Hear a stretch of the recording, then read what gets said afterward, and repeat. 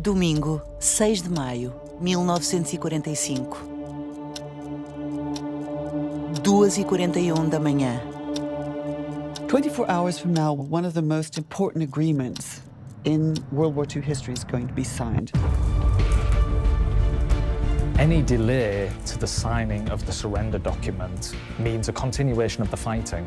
It means more loss of life. In effect, every minute counts.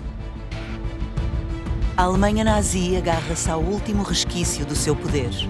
There are Germans still fighting against the Eastern Front, but they are in a desperate situation and they are being pushed back right inside Germany, what was once the heart of the Nazi Third Reich. The Nazi ideological determination to fight until the last bullet costs thousands and thousands of unnecessary lives. A guerra mais destrutiva de todos os tempos está a chegar ao fim. The Allies want to see an end to hostilities, an end to the bloodshed. Como pode uma guerra que consumiu um continente inteiro ser finalmente terminada? May the 8th, 1945 will always be one of those dates that will be remembered. As celebrações icónicas do Dia da Vitória na Europa estão gravadas na nossa memória coletiva. Mas a paz na Europa não foi uma conclusão garantida.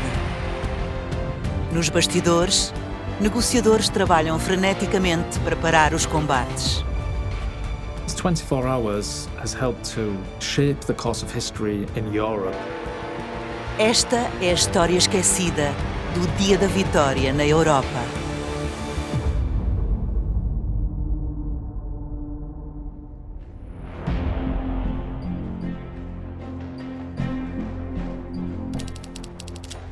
No quartel-general aliado em Reims, no norte de França, representantes dos Estados Unidos da América, Reino Unido, União Soviética e França estão a coordenar operações aliadas a partir desta escola. Sob o comando do general Eisenhower, preparam-se para um dos dias mais importantes da história mundial. Dwight Eisenhower, Ike, is the commander of the Allied Expeditionary Forces. So he has already led two very significant campaigns. Operation Torch in North Africa and the D-Day landings in Normandy. And now his mission is to secure the complete and final surrender, unconditional surrender from the German forces.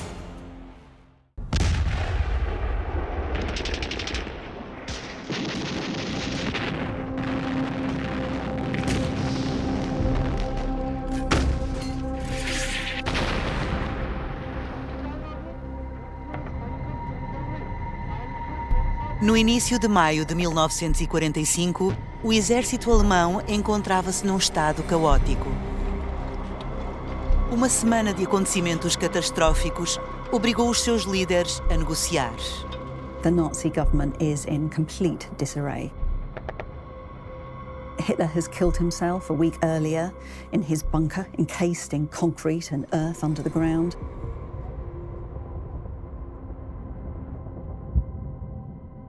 Hitler, of course, is the pinnacle of everything in the Third Reich. With his death, everything starts to fall apart.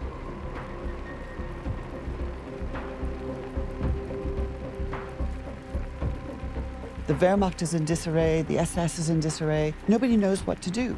And just before Hitler's died, Himmler is disgraced, Goering is disgraced. All of these sort of stalwarts who might have taken over the government have also collapsed. And so the only person left is Admiral Dönitz,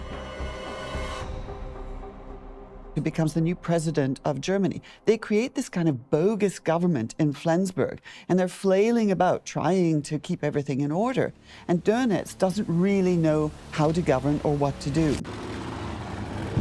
Ainda que os aliados se preparassem para as últimas negociações, travavam-se batalhas por toda a Europa. There are many, many fronts that are still active. You've got Western Europe, you've got the Courland pocket, you've got the area around Czechoslovakia. And every day that goes by, thousands, even tens of thousands of lives might be at stake. As forças soviéticas avançavam rapidamente para leste. As últimas zonas de resistência alemã estavam cercadas em todas as frentes pelas forças aliadas. Dönitz tinha plena consciência de que a derrota da Alemanha era inevitável. A única questão era como e quando.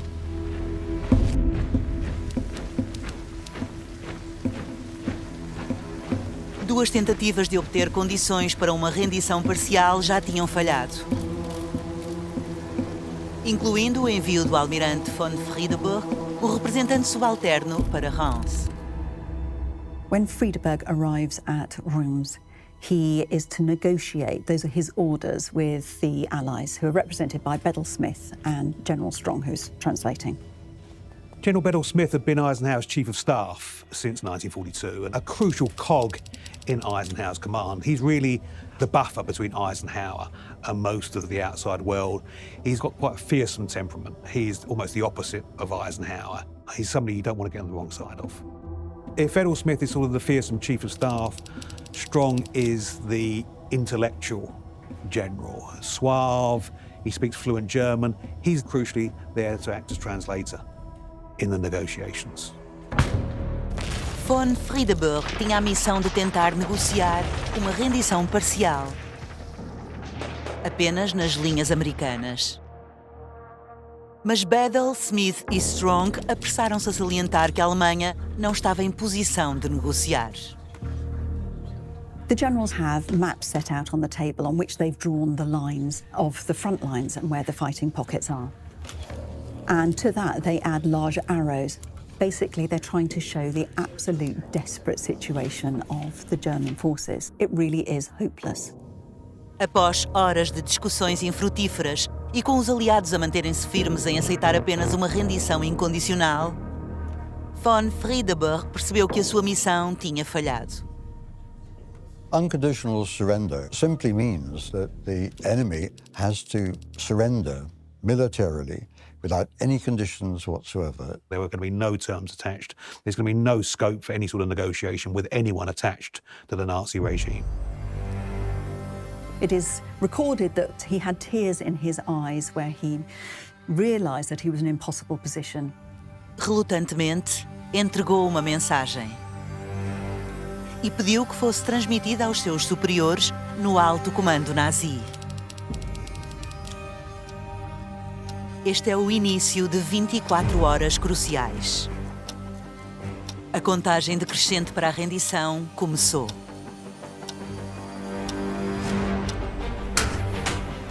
Eisenhower had woken up that morning and seen that the war room where the surrender ceremony will take place is full of cameras, and he says, "What's all this goddamn Hollywood stuff? Get it out." Enquanto os aliados se preparam para um espetáculo global, o mensageiro de von Friedeburg chega ao novo alto comando nazi, trazendo a notícia de que não conseguiram garantir uma rendição parcial. Isto são más notícias para a operação em curso de Dönitz, destinada a retirar alemães da frente oriental.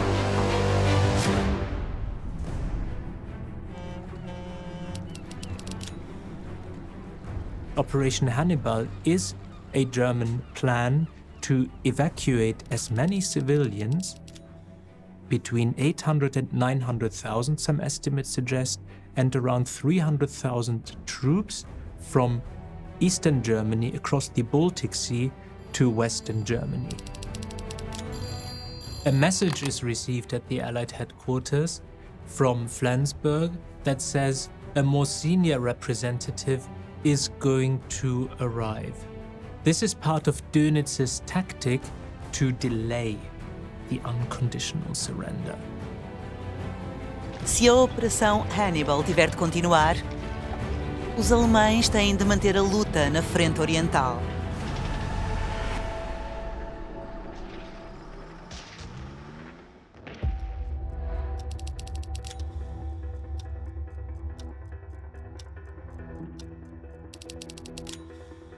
Em Reims, os aliados estão cada vez mais impacientes.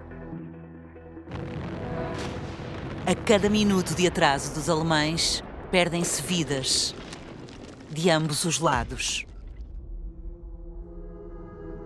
Neste momento, a cidade alemã ocupada de Breslau está cercada em todas as frentes pelos soviéticos. The Siege of Breslau is a terrible event in World War II history.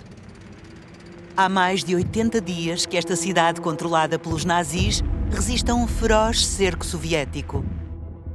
Milhares de civis já pereceram nos combates.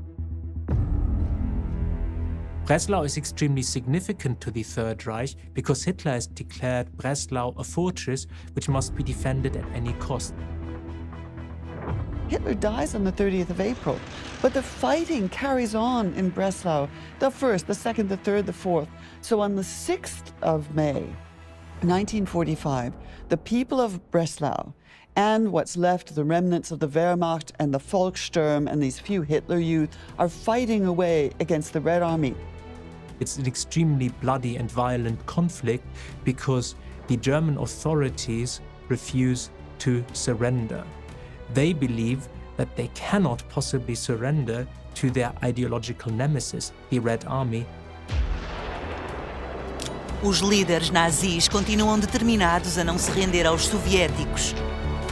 Aqui em Breslau ou no quartel-general aliado.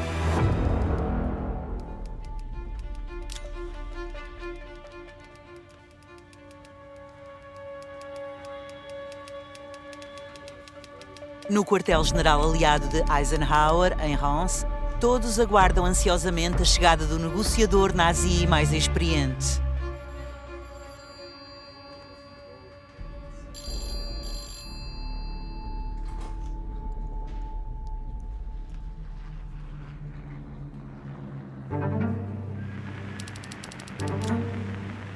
Chegam notícias de que o general Alfred Jodl aterrou perto de Reims.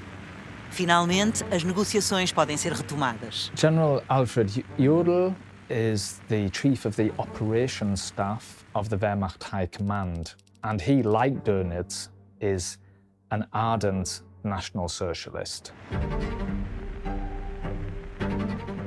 He's appointed to try to do the same thing that Friedeburg has just failed in achieving, namely bring about a separate peace with the Western Allies.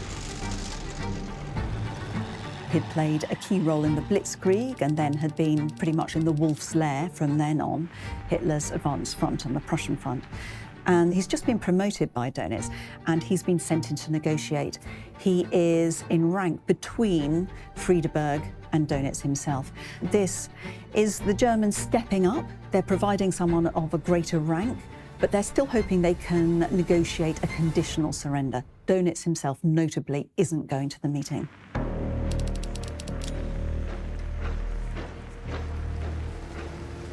At around 5:20 p.m., Jodl strides into the Allied headquarters at Reims. He behaves extremely arrogantly. One small detail is noteworthy. Instead of displaying the Heil Hitler greeting, he does a traditional military salute. I think for a moment he imagines perhaps that he will be able to sit down as equal, if you like, and discuss issues of the German surrender. De volta à cidade-fortaleza de Breslau, controlada pelos nazis, as ruas caíram num silêncio inquietante. At 6 p.m., in the early evening of 6th of May 1945, German officers walk through the streets of Breslau carrying a white flag. These officers realize this siege, this battle cannot be won. That is the signal to the Red Army. The Germans have surrendered. Breslau has fallen. Admiral Dönitz had put a lot at stake into keeping Breslau going. This idea was, if Breslau still stands, if they're still fighting, that somehow maybe we can still win this thing or come up with some negotiation with the Western Allies. But with the fall of the Siege of Breslau, Dönitz even realizes the game is up. Because once Breslau has fallen, there's no other big city left. This is it.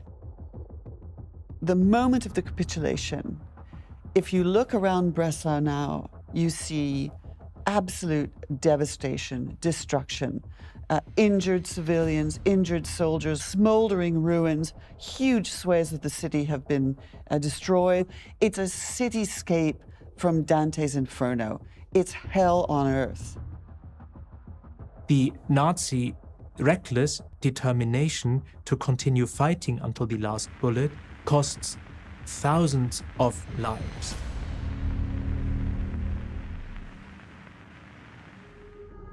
A cerca de 48 quilómetros de Breslau, o campo de concentração de Peterswaldau continua a funcionar, apesar da sua proximidade da linha da frente. Now, it's difficult to put an exact figure on it, but there are more than 42,000 camps dotted across German-occupied Europe. Right into the final days of the war, many of these camps, sub-camps, satellite camps, they're still being operated. Shani Ehrenwald was a 14-year-old Jewish girl from Hungary, and she, along with hundreds of thousands of Hungarian Jews, were rounded up in 1944. Shindy and her family were deported to Auschwitz in German-occupied Poland. And there she was taken from her family, who were immediately gassed. And she was found suitable for labor, for work. Enquanto os aliados estão a negociar com Jodl, Shandy encontra-se sob a guarda da SS, aprisionada num campo de trabalho escravo para mulheres judias, chamado Peterswaldau. She's actually making detonators for bombs, and she is working hugely long shifts, locked into this factory with a number of other women. The term slave labour would be appropriate. There was high mortality amongst the inmates of these camps. It was back-breaking work that they were doing under terrible conditions. Somehow, despite her starvation and her exhaustion, she manages to still keep writing her diary on scraps of paper and cards stolen from the factory, which she keeps hidden inside her clothes. Shandy arrisca a vida ao manter o precioso diário escondido. By the 6th of May, the front line is now only about 50 kilometres away. The prisoners in Peterswaldau will almost certainly have noticed at this point that things are more chaotic in the camp than usual. Em muitos campos próximos da linha da frente, os guardas assassinaram os prisioneiros antes que os exércitos em avanço os pudessem libertar. O testemunho de Shandy relata que ela pressentiu uma mudança inquietante no comportamento dos guardas da SS. They have to gauge everything by the behavior of the Germans. And the Germans seem to be getting quite nervous. They're, of course, still completely at the mercy of the SS personnel in the camp. While they might have had a sense of hope that they'll soon be liberated, this will have been mixed with fear that perhaps they'd be killed or that they might be taken to another camp or, as we know did happen in many cases, sent on a so-called death march. 18h15. O general Strong acompanha Jodl e von Friedeburg até ao gabinete do general Bedel-Smith. As negociações são retomadas. Jodl declares that he doesn't have the authority to negotiate over a total unconditional surrender of Germany. He tells the Allies, I only have the authority to negotiate a partial surrender on the Western Front. He is pretending not to have the authority. In reality, he's carrying a signed letter from Dönitz authorizing him, Jodl, to sign a document of unconditional surrender. The Allies are quickly losing their patience. They are having none of it. They're getting extremely angry. Their servicemen are still dying as the war is unnecessarily being delayed by the rather pathetic maneuvering of Hans-Georg von Friedeburg and Alfred Jodl. The Allies have two key reasons that they want a complete and total surrender. Firstly, they don't want a repeat of any problems like with the surrender in 1918. They don't want any regional holdouts. They want this to be a final end to the war in Europe. Secondly, Eisenhower is determined to honour his agreement with his ally, Stalin. The Soviets have held out for a complete and unconditional surrender, and the Allies need Soviet help to continue the war in the Pacific. Os atrasos contínuos ameaçam esticar o frágil laço entre os aliados ocidentais e os soviéticos comunistas, até ao ponto de ruptura. Mas Jodl continua a manter a pretensão de que precisa de autoridade do presidente Dönitz. É-lhe permitido enviar outra mensagem ao alto comando nazi. Essentially, Dönitz has told Jodl to slow things down and, if possible, to succeed where Friedeberg has failed.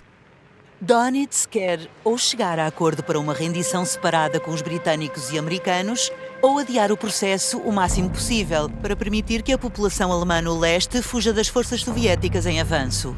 Nazi leaders like Dönitz think that World War III is imminent because the mortal enemy, not only of the Nazis, but also of the British and of the Americans, are the Soviets. The British, the Americans absolutely do not want to have anything to do with Dönitz or with what remains of the German army. They want them to surrender unconditionally.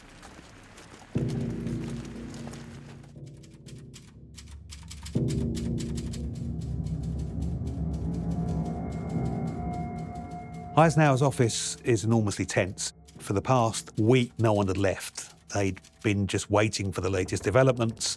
People had only slept when they were so exhausted they could no longer stay awake. Eisenhower himself is whipped up and beaten down almost by the tension and the stress. All of this, particularly coming on top of months and months of battlefield strain, underlines the desperation to bring the fighting to an end as soon as possible. At 9 p.m, General Strong phones Eisenhower. The Germans are trying to delay again. Jodl requests a 48-hour delay in order to enable as many German soldiers and civilians as possible to escape the clutches of the advancing Soviet forces and move towards the Allies in the West. Durante pouco mais de 3 meses, Dönitz tem estado a supervisionar a sua missão de retirar pessoas das frentes orientais da Alemanha. It's a race against time now for the Allies to secure an unconditional surrender from the Nazi Germans. They want to save as many lives as possible by drawing the war to a close. And the Germans have a slightly different agenda. Operation Hannibal is about saving as many German troops as possible for what Dönitz thinks will be a showdown between Britain, the United States, Germany on the one hand, and the Soviet Union on the other. Dönitz está a atrasar o processo devido à crença ilusória de que pode reconstruir os seus exércitos e juntar-se aos aliados contra os soviéticos. Com as negociações a prolongarem-se para um segundo dia, poderá Eisenhower realmente considerar aceitar mais um adiamento? Eisenhower's temperament, I think, is crucial to his success as a general. Yes, he's under a lot of pressure. He deals with that pressure by pacing around, by reading westerns. He's been known to chain smoke, and he's got to remain calm and rested so that when he has to make those decisions that no one else can make, only the Supreme Commander can make, he's relatively fresh and he can come up with the correct call when those moments come along. Os alemães já prolongaram isto tempo suficiente. Eisenhower's lost patience with the fact that the Germans keep trying to play for time. He says, enough of this. You have 48 hours. I'm closing the American lines. No German troops will be able to come across and capitulate or surrender to the Americans. Os alemães continuam a conter as forças soviéticas no leste. Mas qualquer retirada exigiria atravessar as linhas de Eisenhower. Eisenhower, for all his calmness, is also someone who realises that at certain moments in war you have to just be decisive, you have to act. And enough is enough. It's time for this new German government to recognise the realities of its situation. Se Eisenhower cumprir a sua palavra, a Operação Hannibal ficará em risco. E as esperanças de Dönitz de recuperar forças para se unir aos aliados contra os soviéticos chegarão ao fim. The whole German project is now on the rocks. A ameaça de Eisenhower de fechar as linhas aliadas a quaisquer forças alemãs em retirada é um duro golpe. Jodl tem de transmitir esta notícia devastadora a Dönitz. Redige uma mensagem para que os aliados a transmitam em seu nome.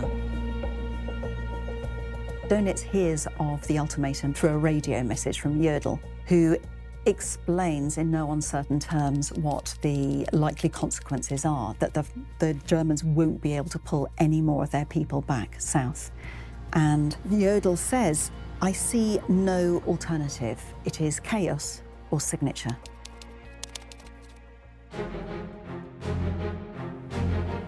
Será a mensagem de Jodl suficiente para garantir a rendição? This, I think, is when the tension is really starting to build. Eisenhower tries to relax by going to a party at Women's Auxiliary Corps house, and he hates every minute of it. There were Soviets there, they're getting drunk, drinking American rye like it's vodka. The champagne is also being down, but of course Eisenhower can't drink, he can't relax, and so he leaves. Eisenhower sai rapidamente, dizendo à sua assistente Kay Summersby para manter contacto com o gabinete. Eisenhower's ultimatum is hugely important for Dönitz. At this point, his primary objective is to get as many German forces out towards the west. And also his secondary objective is still to use those forces that he brings out to join the Allies to fight off the communist threat. If the lines are closed, he won't be able to do that, so this is really significant. While Dönitz would ideally like to sign a separate peace with the Western Allies, he's very aware that this window of opportunity for signing a surrender could close. Dönitz enfrenta dilema. Deverá ceder à pressão dos aliados e assinar? Ou continuar a adiar na esperança de salvar mais tropas? Ao assinar a rendição, sela o destino daqueles que fogem na Operação Hannibal. His main consideration is not to save as many lives as possible. His main consideration is to save his neck. So many leading Nazis, so many Nazi senior officers pretend to fight heroically for Germany. In the end, once the masks are down, their main priority is to save their own necks.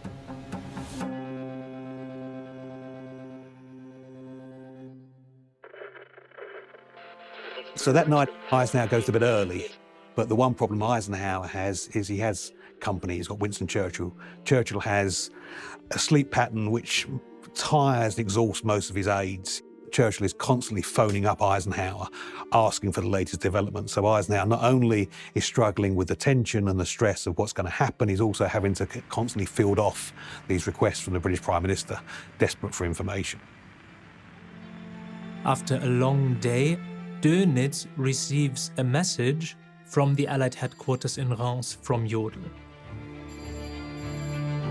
Pouco depois da meia-noite, chega uma chamada à residência do Corpo de Exército Feminino. Dönitz cedeu. What drives Dönitz's fast decision remains unclear. He is probably realizing that the time for delusion, the time for pipe dreams is finally over, and that the unconditional surrender must be signed as quickly as possible. Once Dönitz has finally given Jodl permission to sign, it doesn't really seem any point in waiting, and they decide to hold the ceremony there in the middle of the night. The sooner it's done, the better. Fewer people will be killed.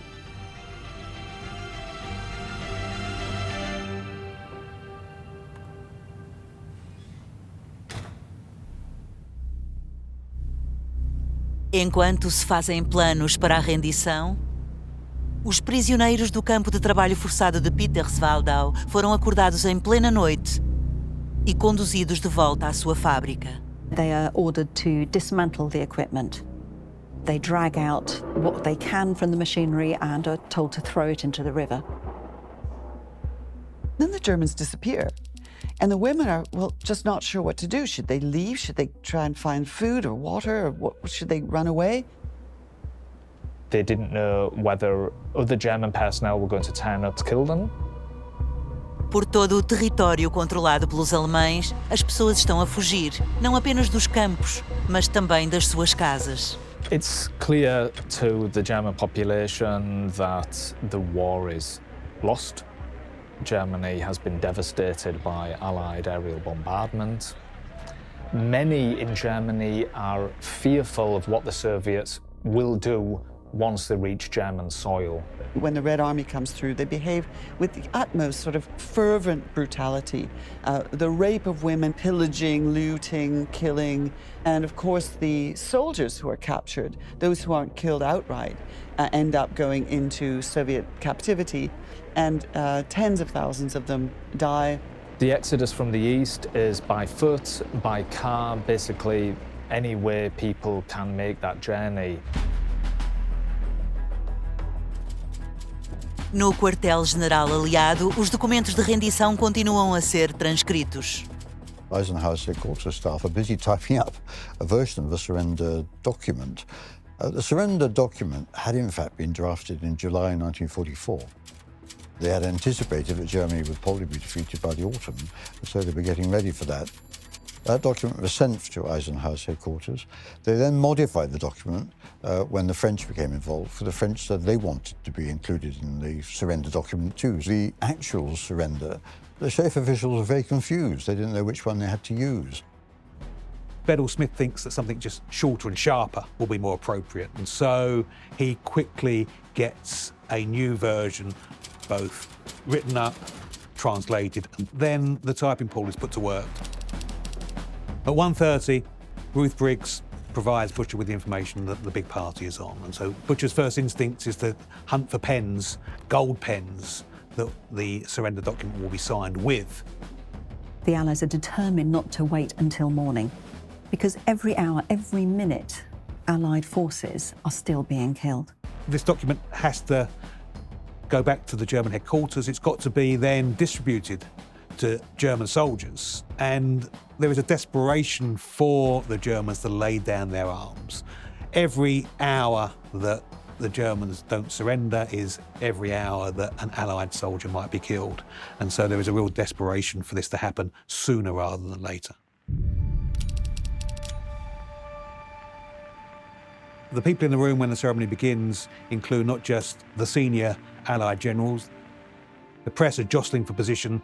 Everyone else is still, apart from these reporters, trying to get to the front to try and get their best observation point for the big moment.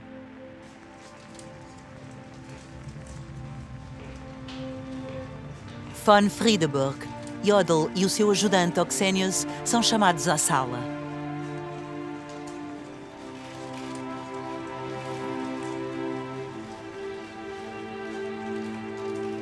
Todos estão prontos. Os documentos estão preparados. A imprensa aguarda. The signing of the unconditional surrender is organized ad hoc. The ceremony takes place in a very stuffy, badly lit room. The stage is set for an international media spectacle. Por detrás dos sorrisos para a câmara, há incerteza. Não são apenas os alemães que podem recusar-se a assinar. When the ceremony finally begins, there are representatives from Britain, the United States and France, and there is a representative from the Soviet Union, Barov. The Germans have to sign the document, and then the Allies are going to sign. There's a real problem for the Soviet representative. What's he going to do? He hasn't had permission from Stalin to sign, but if he doesn't sign, then it clearly is a surrender only to the Americans and the British. He is in a real bind. Supirov actually realizes that the situation is very dangerous for him. He's making a decision to sign, and what happens if the permission to sign doesn't come through from Stalin? And so he demands from the Western Allies that if Stalin does not recognize the signature at Reims as being the definitive capitulation of the Germans, that there has to be a second signing ceremony.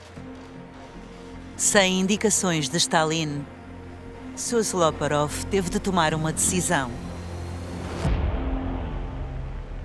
Finalmente chegou o momento. Os aliados estão reunidos. Os documentos estão prontos. O tenente-general Bedell Smith pergunta se a delegação alemã está preparada para assinar. O major-general Strong traduz.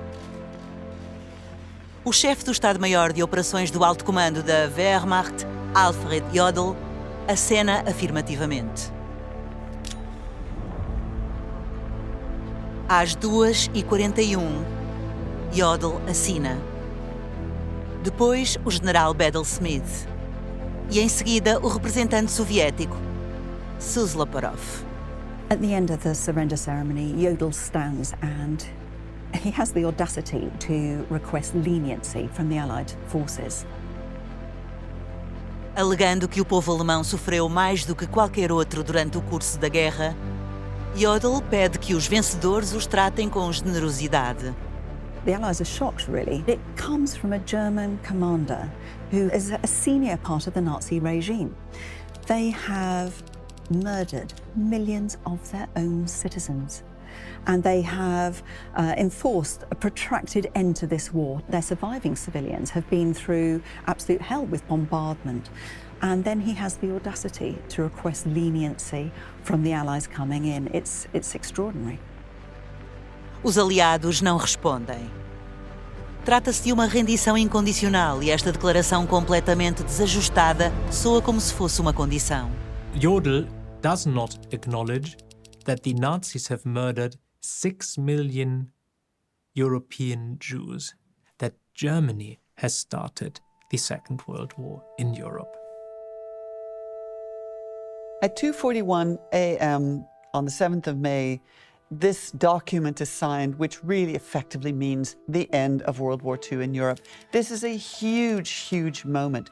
The importance of the signing of the peace cannot be overestimated. It brings to an end a war that's gone on for almost 6 years and caused untold destruction. So this is a crucial moment for ending this chapter of devastation. While the ceremony is underway in the war room, Eisenhower is pacing, as is his wont, between his office and Kay Summersby's office, trying to adopt a pose of detachment, but actually showing his stress by chain-smoking cigarettes. Três horas da manhã. Kay Summersby tem estado à espera sozinha na sua secretária no gabinete de Eisenhower. Von Friedeberg Jodl e o seu ajudante Oxenius são conduzidos por ela para se encontrarem com o general Eisenhower. Até agora, Eisenhower tem controlado os acontecimentos à distância, pois é demasiado experiente para estar a negociar diretamente com almirantes e generais. It would have been insulting for Eisenhower to be involved in the signing of the surrender, but once the document has been signed, he demands really to know whether the Germans have understood all of those terms. They reply, ja, and then it is done. They're escorted out. This is really a matter of life and death for both sides.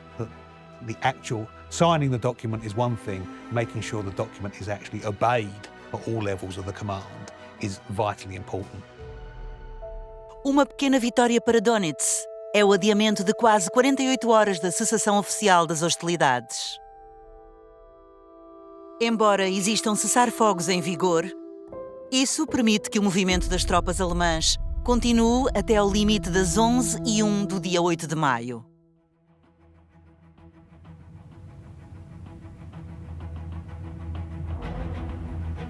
At 3:20 a.m. on the morning of May the 7th, Eisenhower sends a message to all general staff saying simply, mission fulfilled.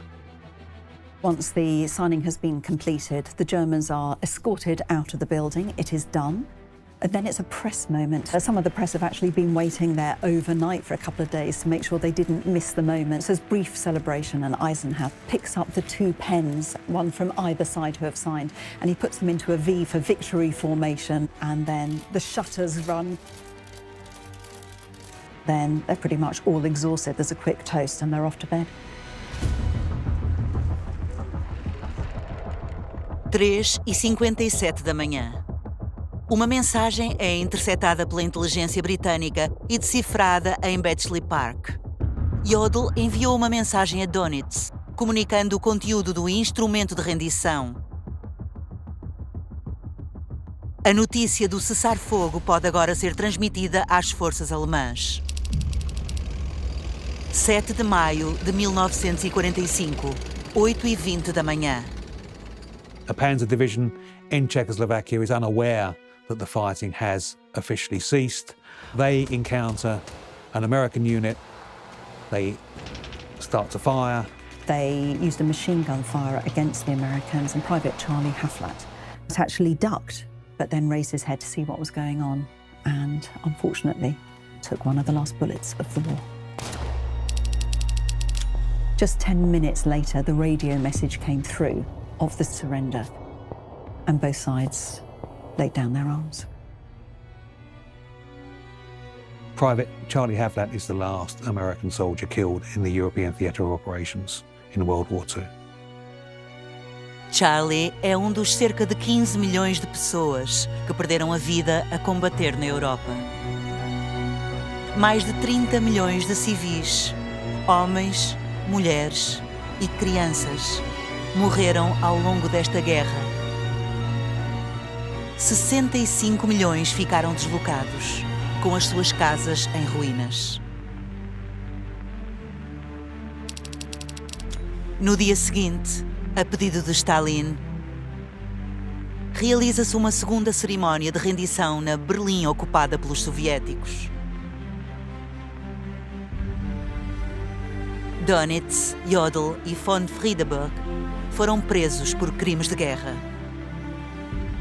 Von Friedeberg suicidou-se. Dönitz foi condenado a 10 anos de prisão e Jodl foi executado. Yesterday morning at 2:41 a.m. at General Eisenhower's headquarters, General Jodl, the representative of the German High Command, signed the act of unconditional surrender of all German land, sea and air forces in Europe to the Allied Expeditionary Force. General Bedell Smith signed the document on behalf of the Supreme Commander of the Allied Expeditionary Force. Hostilities will end officially at 1 minute after midnight tonight, Tuesday the 8th of May.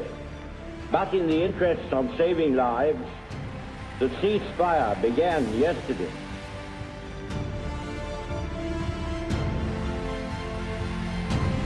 A vitória aliada trouxe o fim oficial da guerra na Europa. On the 8th of May, Shindy and her fellow women prisoners are liberated by the Red Army. The inmates welcomed liberation. However, many of them were in dreadful physical condition, on the verge of starvation, emaciated, and sadly, many prisoners died. For these people, the nightmare didn't end with liberation. Shindy is actually reunited with her sister, another survivor of the camps, and she still has 54 pages of her diary still hidden in her clothes. It is in fact the only known diary to survive from Auschwitz. Operation Hannibal ends with the final evacuations taking place even after a capitulation by the Germans. Dönitz claims that Operation Hannibal was one of the largest humanitarian missions in history. I do not believe for a minute that Dönitz ever wanted to save people's lives. This is the end of the Second World War in Europe, but it's also a beginning. It's the start of the Cold War. This sets the scene for the division of Europe going right through Germany itself. 8th of May 1945 is now seen in today's Germany as a day of liberation, not of defeat. After 5.5 years of war, the soldiers at the front will no longer have the prospect of death. And their families back home will no longer have the prospect of a dreaded telegram. There will be one big party to celebrate the end of the war, the end of the blackout, the end of the death and destruction of the past 5.5 years. Finally, almost the whole world was combined against the evildoers, who are now prostrate before us. Our gratitude to all our splendid allies